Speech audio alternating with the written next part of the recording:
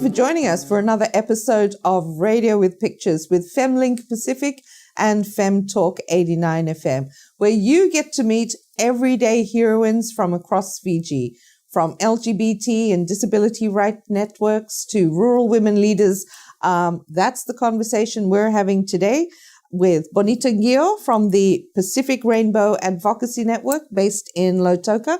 How are you today, Bonita? Bulvinaka, Sharon. Good to be here. And we're also glad to have a very busy woman running the entire disability network of Fiji, Lanieta Tuimabu from the Fiji Disabled People's Federation. How are you, Lanieta? I'm good, Sharon. Excellent. We also have Fane Boseiwaqa, who is femLINK's convener and correspondent covering Rakiraki, Tavua, and Ba. How many women are you meeting with every month, Fane? Every month we look at getting together 60 women from the three districts of Tavua, Rakiraki, and Ba.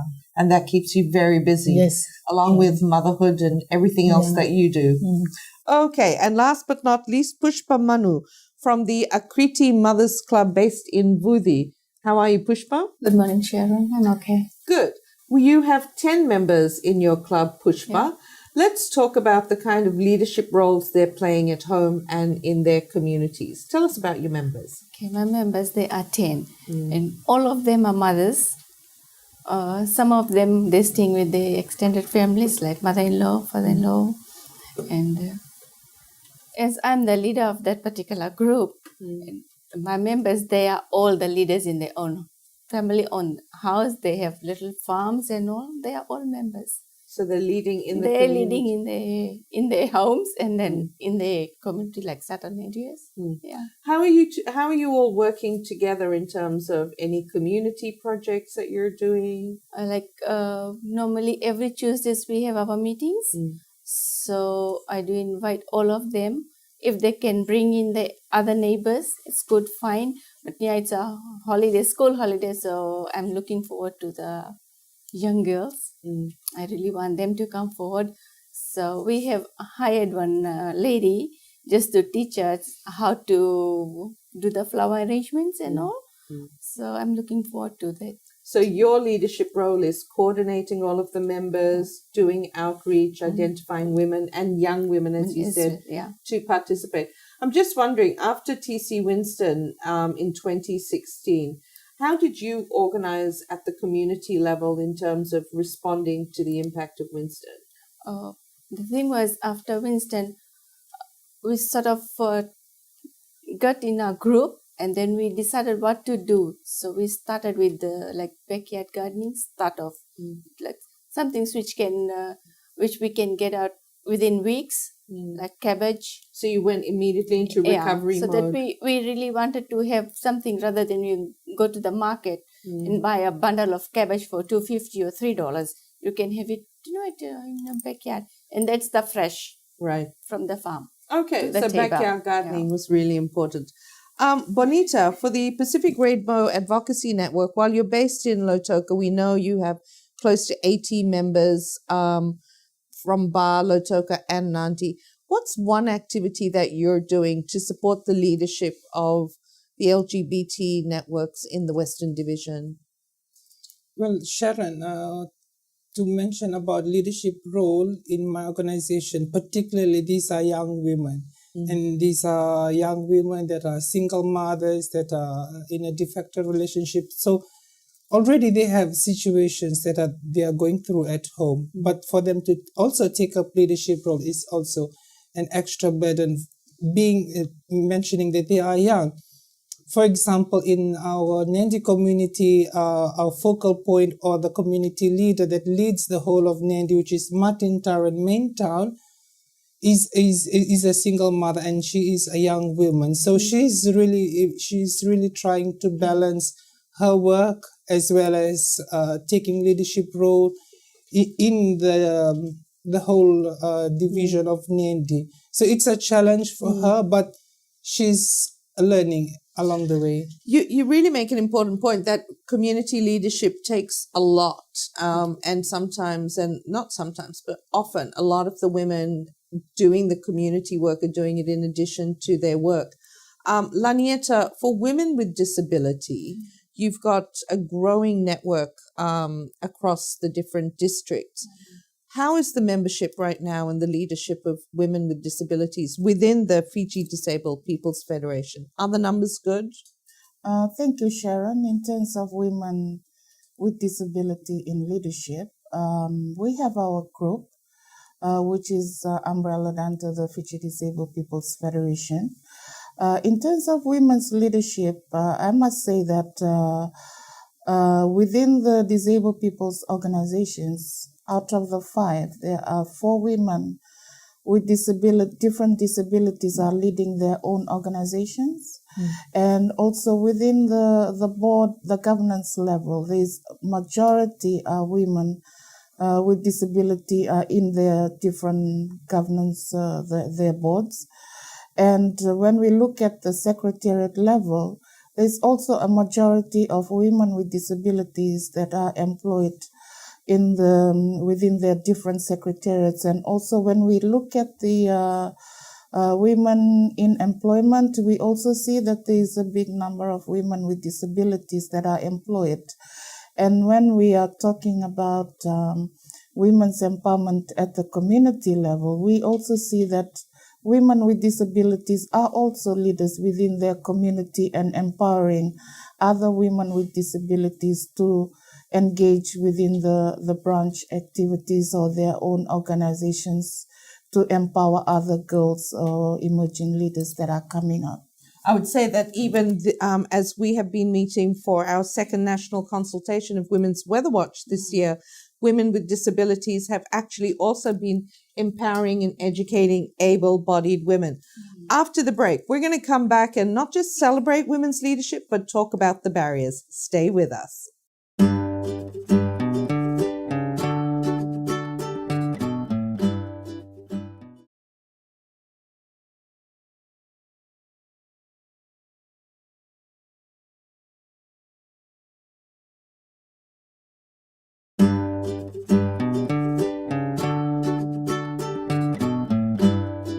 Welcome back and thanks for joining us on Radio with Pictures, where we're talking to Bonita, Lanieta, Pushpa and Fane. Fane, before the break we heard from Pushpa, Bonita and Lanieta about the different roles women are playing in our community. Sometimes it's quite challenging. You're working hard and then you're also trying to do community outreach. Sometimes you're overcoming barriers such as disability to make the change within your own networks. And sometimes it's as simple as just mobilizing and organizing for backyard gardening. So we have women doing some amazing things. What are you seeing across the 60 women's groups that you meet with every month? Yes, Sharon, like we just heard from the women from Nausori and Lautoka and also people living with disabilities, we've seen that women continue to take up the lead role in leadership, and also women come out as first respondents during disasters. And also the extra burden that women take into account, as Bonita has mentioned about the single mothers, people living with disabilities. I think one of the main barriers that women continue to face is discrimination. They're not being recognized really in the work that they do, and I think we need to ensure that these women should be involved and be participating and also being included in decision-making process, because with the lead role that they have been taking, as Pushpa has mentioned, women have been coming out first, trying to put food on the table for the family. They're taking leadership role in trying to put the families together, like herself, taking the lead role for the communities in Nausori and in the community. I think we need to recognize that and continue to push for women's leadership role at all levels. So one of the radio programs we're going to be making in 2018 is Day in the Life series, because we want to highlight just what these women are doing.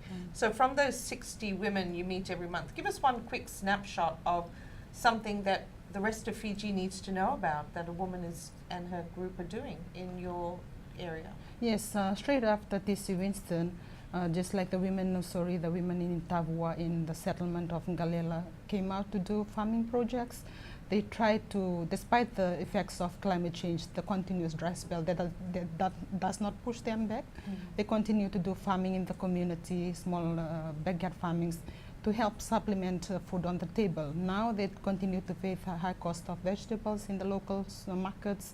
they cannot afford to buy vegetables in the local market, so they prefer doing their small own farming backyard. So that is one of the things that women continue to mobilize in, trying to put food on the table, and also use these small farmings to sell on the roadside in another way, So gaining it's the income. food security Food and security income generation yes. as well.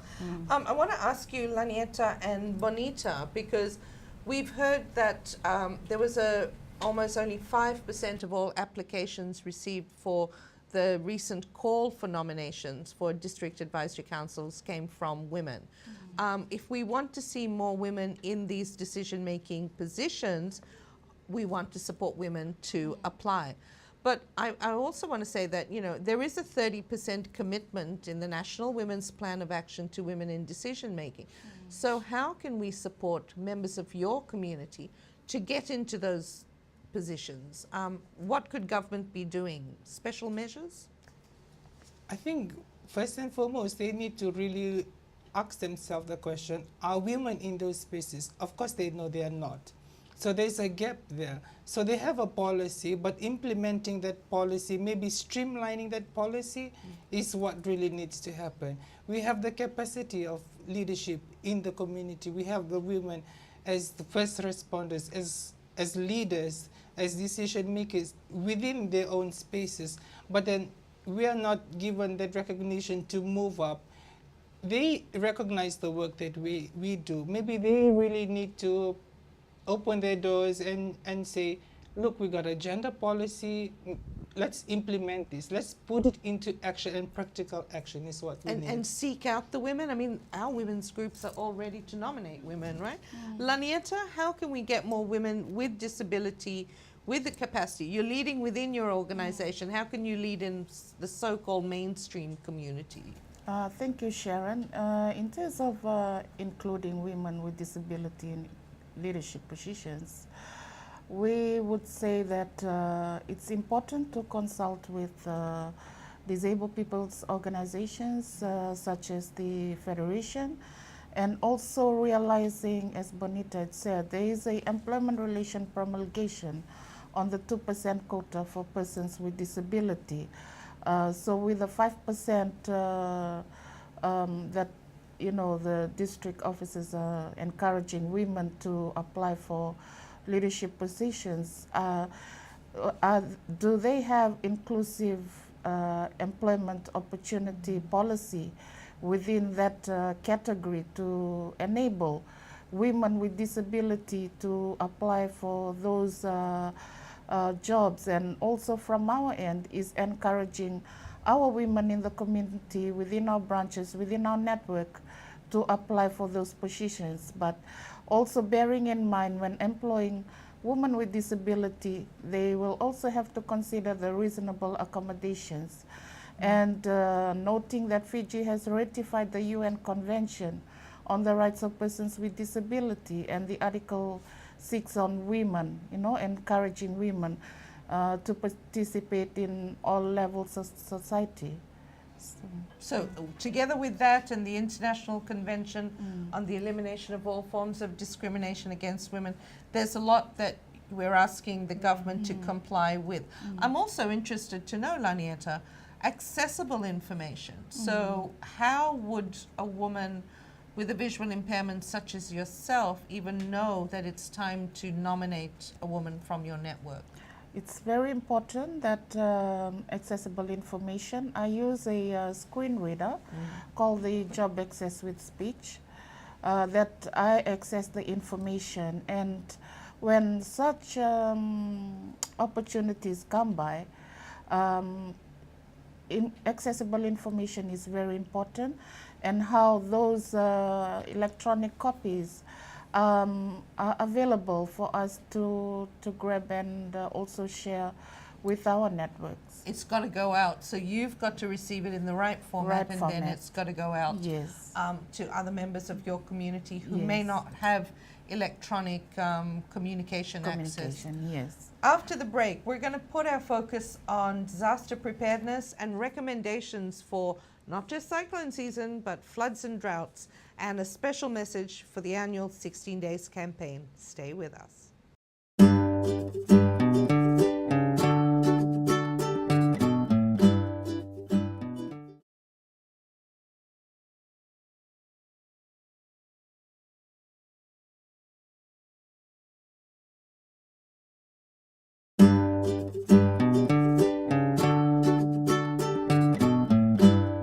Welcome back to Radio with Pictures, in conversation with Bonita, Lanieta, Fane and Pushpa. Pushpa, we're into cyclone season, but we also know that from our Women's Weather Watch network that women are watching the rain, they're watching the drought as well. What's your recommendation in terms of involving women in all levels of disaster response, recovery? Okay, Sharon, see, this is the thing we are fighting for, right? But the space is there, but I don't think the place is there for the women. So we have to fight for our place, our space, just to represent certain rural areas. At least we have been to Commissioner Central complaining that we want some ladies to be in advisories so that at least they can understand what we women are going through. Like this rainy season, most of the yards are flood, see, because of the drainage problem. How long can we maintain that? Every time we clean our drains, but still the people go through, they throw the rubbish there. How can we do it? So it's got to be on an ongoing basis in terms of preparedness now is no longer just that traditional cyclone season, and it's also about the drainage and looking after the community. That's the main problem, drainage. Okay. Yeah. And like you said, we need to get the kind of information to women to help them apply or be recognized and appointed to advisory councils. Fane, there are many lessons learned, particularly for Rakiraki, Tavua and Ba, since TC Winston. But in terms of participation for preparedness, and then in all the other stages, how do we help women through our own network and other women's groups really engage in this disaster management cycle? Thank you, Sharon. I think firstly we need to recognize women that are already taking this leadership role and try and include them, involve them in this disaster management committee, planning committees, to have them being there, to be included. But how do we help them? Do we need to give them more training to understand and communicate? Because it's quite a technical thing to talk about disaster preparedness. Awareness program is also important, especially with rural women leaders like Pushpa and other women in Rakiraki and Ba. As most of these women do not have access to information and communication, that is really important to firstly keep them be informed and also educate them on the ways during disasters. And in this way, I think that will help them to come up another step and also help them to be there to participate and be part of planning committees and being part of decision making. So let's keep building that capacity of leadership, because then it'll also help women get into those formal decision making.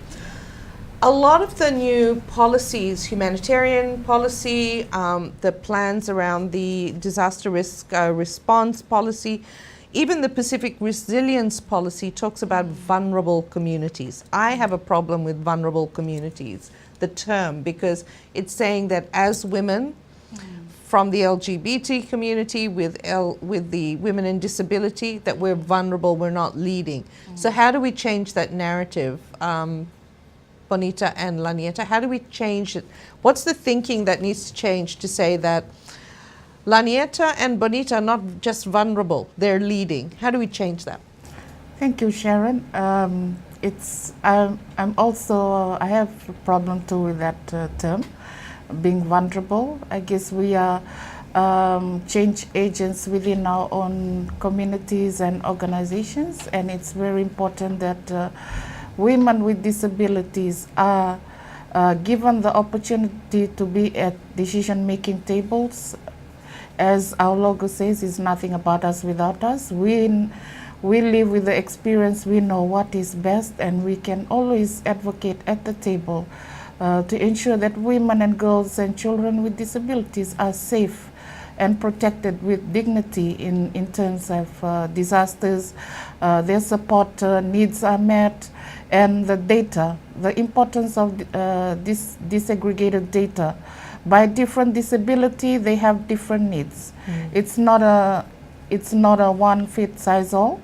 It's on a case by case when we talk about supporting persons with disability or women and girls with disability during disasters. It comes with their different needs and also the resources that are available. the evacuation centers, that is a big challenge. The psychosocial support when it comes to counseling those who have undergone through trauma or other violence issues that they might face during those processes. So it's very important that also capacity building of women and girls with disabilities so that they are informed and aware of what to do when it comes to any disasters. Bonita, obviously safety and protection, psychosocial support, as Lanieta said, is important. But how do we also get the members of your network in the leadership? See, well, Sharon, our community are part of movements such as this, women movements such as this. The Ministry of Women is aware of that. So they are aware of post-Winston stories. But the question here is about accountability. The permanent secretary for the Ministry of Women is the person that's aligning us to all of these policies, all of this framework. And this person knows what we are doing on the ground, the women movement, where we fit in as vulnerable people. But then this person needs to be accountable. How can he really push us, push our agenda in those spaces, in those high decision-making spaces? So you're talking about the representation on the National Council of Disaster? Yes, Yeah. so he really needs to do a lot of work. Okay, to get the information into the National Disaster Management Council and to shift that kind of narrative. I'm going to conclude with you also, Bonita, because the 16 Days of Activism theme focuses on making education safe. So in 30 seconds, what does that mean for the Pacific Rainbow Advocacy Network? Education to me is knowing your rights, knowing your responsibility, and playing those roles in your community. And it's got to happen in the schools as well? As from the homes to the school, everywhere. Everywhere. Yes, okay. everywhere. Wonderful. It's been great to be in conversation with our everyday heroines on Radio with Pictures, Bonita, Lanieta, Fane, and Pushpa. Thank you. Don't forget, you can continue the conversation with us via our social media network and, of course, by tuning in to FemTalk 89 FM. Until the next episode, take care.